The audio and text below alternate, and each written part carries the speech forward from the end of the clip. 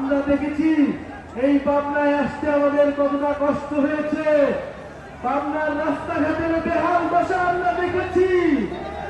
আমরা শেখ হাসিনার উন্নয়নের গল্প আমরা পাবনায় এসে প্রত্যক্ষ করেছি। এই পাবনার মানুষ কতটা কষ্ট, কতটা অবহেলার মধ্য দিয়ে জীবন যাপন করছে। জাতীয় নাগরিক পার্টি পাবনা জেলার মানুষের পাশে এসে দাঁড়াবে। এইখানে যারা বৈষম্য বিরোধী আন্দোলন করেছিল, গণ অভ্যুত্থান অংশ নিয়েছে, জাতীয় নাগরিক কমিটিতে যারা কাজ করেছে এবং যারা এনসিপির জন্য নিরলস কাজ করছে, জাতীয় যুব শক্তি, পাবনার ছাত্র সমাজের যারা রয়েছেন, শ্রমিক উইংয়ের যারা রয়েছেন, এবং আজকের এই শহীদ মিনার থেকে আমরা আমাদের দ্বিতীয় বাংলাদেশের ঘোষণাপত্র পাঠ করব। আমরা ৩ আগস্ট চলো চলো ঢাকা চলো কর্মসূচি দিব। আপনারা সবাই পাবনাবাসী আমরা একসাথে এই ঘোষণাপত্র আমরা আদায় করে ছাড়ব। আপনারা সবাই ভালো থাকবেন, সুস্থ থাকবেন। ইনকিলাব ইনকিলাব জিন্দাবাদ জিন্দাবাদ, ইনকিলাব ইনকিলাব জিন্দাবাদ জিন্দাবাদ, ইনকিলাব ইনকিলাব জিন্দাবাদ জিন্দাবাদ।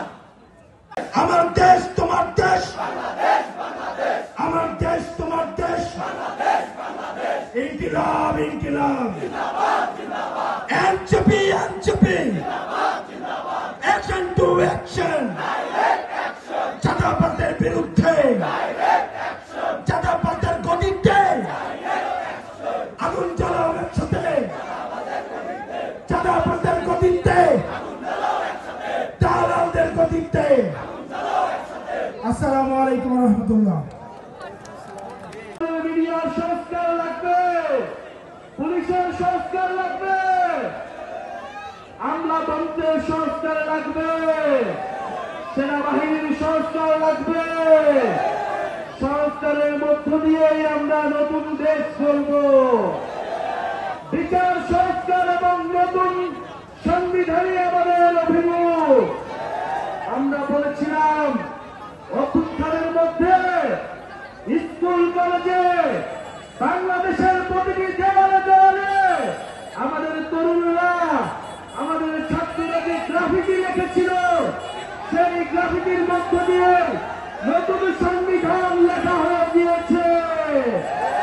আপনারা কি দেখেছেন সেসব গ্রাফিতি?